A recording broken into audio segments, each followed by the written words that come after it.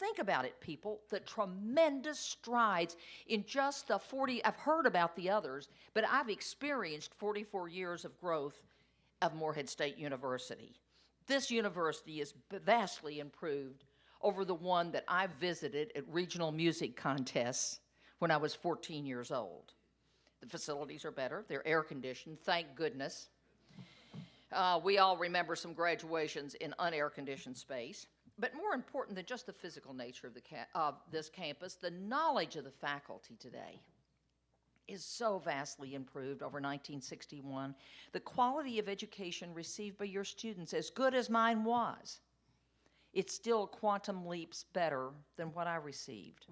Dr. Andrews, this is a day you and your family and friends will remember you for the rest of your professional career and for the rest of your life.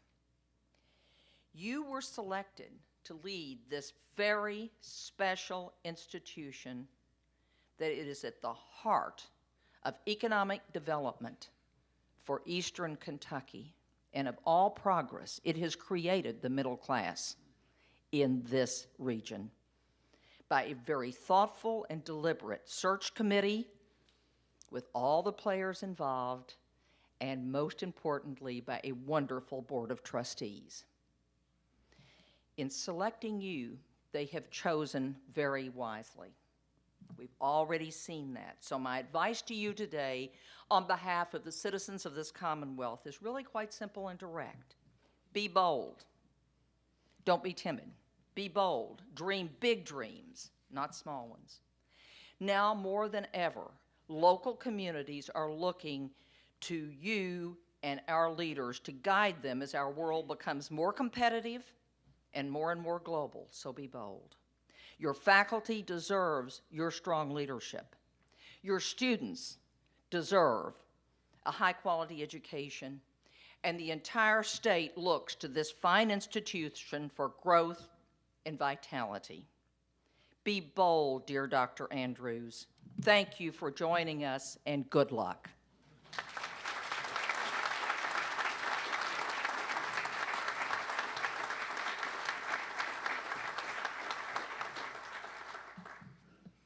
Thank you, Secretary Fox.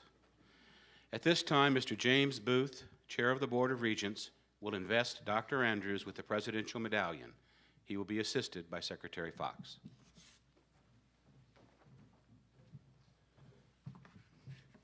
Thank you, Dr. Moore. I am proud today to represent the Board of Regents in this important ceremony, which holds great significance for this institution and for our new president. Today is more than the formal transfer of the symbol of high office. It is the public acceptance of the great responsibilities of leadership which accompany the position of president. At this time, I invite President Andrews and Secretary Fox to join me at the podium. President Andrews, in the presence of this assembly of witnesses, are you prepared to accept the duties and responsibilities of Chief Executive Officer of this great university? I am prepared. Will you honestly and faithfully execute your legal and moral obligations as president, and do you further pledge to uphold the future traditions of Morehead State University and always give your best efforts to ensure the continued progress of this institution? I will. With the unanimous consent of the Board of Regents, I hereby invest you with the authority of the presidency of Morehead State University.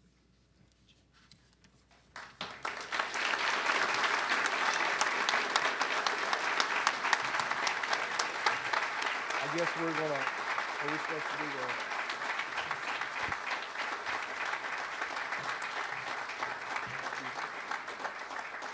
hold it off of his head here. So. Get some pictures, Jim.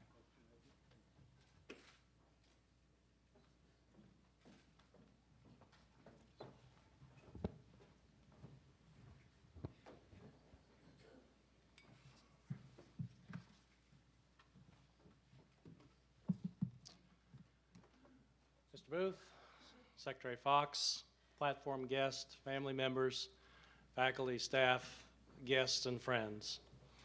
I'm pleased to accept this investiture as the 13th president of Morehead State University on the 13th day of May, 2005. We had some Chinese guests on campus a few months ago, and some of our staff was teasing about being the 13th president and how we were going to invest on the 13th day, and the Chinese visitors said, "Oh, that's wonderful. In China, the number 13 is very lucky." So we're delighted.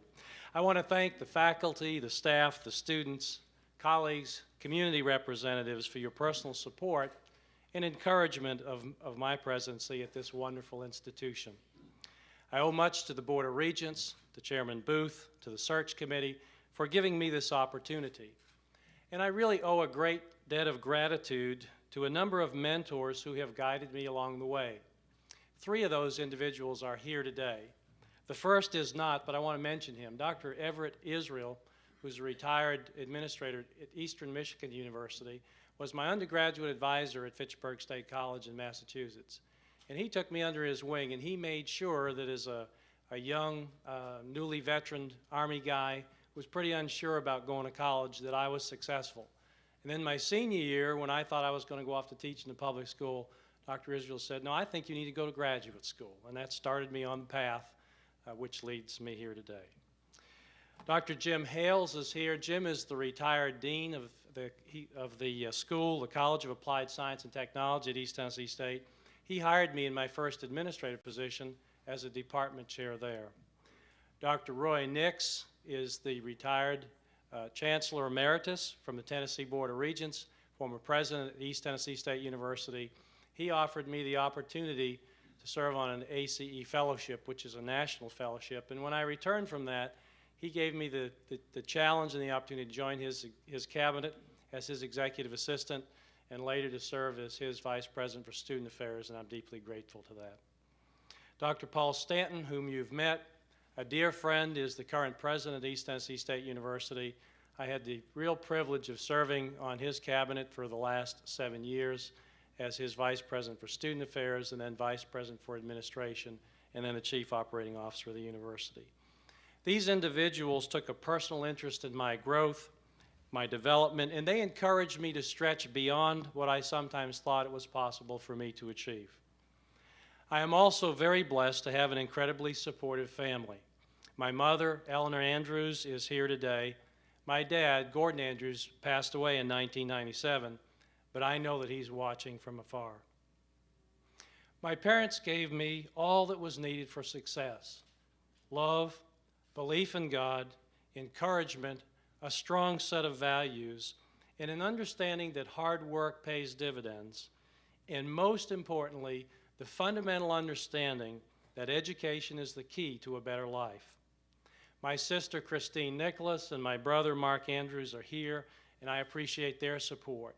We 3 are first-generation college graduates, and I thank my mother, my dad, and my family for that.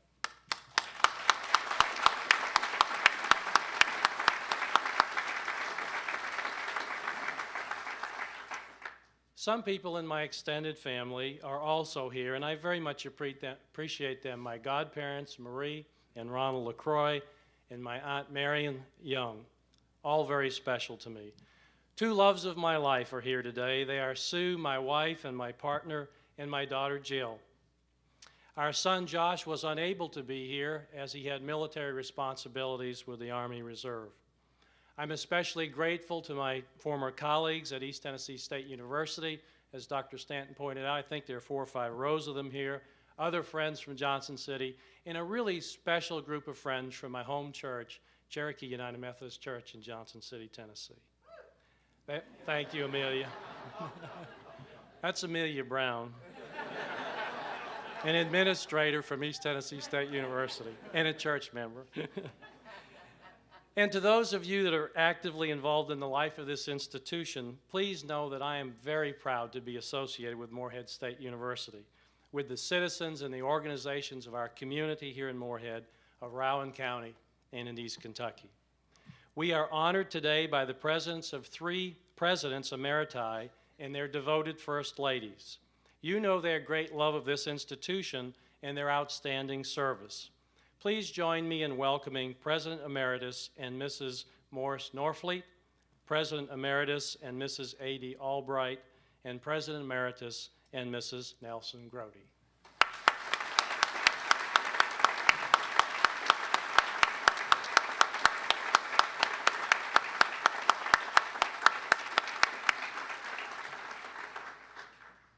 We earlier received a warm message of support from President Emeritus and Mrs. Ron Eaglin, who could not be with us today but sent their warm regards. The work that has been done here in the past, the solid foundation of success, and the tradition of excellence in teaching and learning are all things that attracted me to this position and this institution.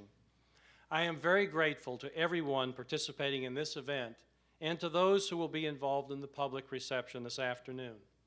Your presence on this special day is deeply appreciated, and though I'm generally not a pomp and circumstance kind of guy, I must admit that this ceremony connects us in a special way with friends and supporters on campus from other institutions, from the community, the region, and our great Commonwealth. Today, I'd like to do three things with these remarks. First, I want to very briefly review what I've been doing for the past 4 months. Next, I want to summarize what I've learned so far in this time period. And then finally, I want to share a vision that might help guide our university into the future. And I very much appreciate the comments that have been made this morning by those that have brought remarks from the various constituent groups. Well, what have I been doing for the last 4 months? Well, Sue's been in Johnson City, Tennessee, and I've been starting early and going late. I have met with 21 academic departments on the campus and a variety of administrative departments, and I've asked 3 questions. What are you most proud of? What are the barriers to your success? And what would you like to focus on into the future? And they've been very revealing and helpful, and I'll comment on those later. I've spent a lot of the time with students. I've eaten in Alumni Tower cafeteria 2 or 3 nights a week, and the grill 2 or 3 noon times during the week. I've been to many student activities, and I've brought my banjo, and we've picked and sung a few songs. I visited with each of our 5 regional campuses. We deliver high-quality instruction in the communities in East Kentucky, and it's one of our great strengths. I've had the opportunity to participate in a number of Meet the President type events around the Commonwealth, and have talked to many community groups that have invited me to speak. Hundreds of alumni have taken the time to offer comment about the university, suggestions for improvement, and to share their stories about their successes as a result of their preparation here. I visited with dozens of school systems, with superintendents, principals, guidance counselors, and teachers, and really for the purpose of getting a better understanding of the students that we serve and those that will be coming to us. I've spent valuable time with the governor, with the leadership in the Senate and in the House, with the State Commissioner of Education, with presidents of other public universities, and with the leadership of the Council on Post-Secondary Education, as well as business and community leaders. In summary, I've made an earnest effort to get to know our stakeholders, hear their praises, and to learn of their concerns. Let me share some of the things that I've learned thus far in my early journey. First, from those that employ our graduates, I've learned that our reputation is strong in the region and that we truly are the university of choice for the eastern third of the Commonwealth. Most of those students choose Morehead State University. All of our academic programs are good, some of them are outstanding, and that our faculty and our staff have very caring attitudes. I went to visit Channel 27 in Lexington a few months ago and found that a full third of the people they employ there, 32 of their 100 or so individuals, graduated from Morehead State University. And grads like Amber Philpott, if you watch the late news at 11 o'clock, Amber's the anchor. She graduated from Morehead 2 years ago. Kelly Wilson and Chris Bailey have great futures because of the skills that they acquired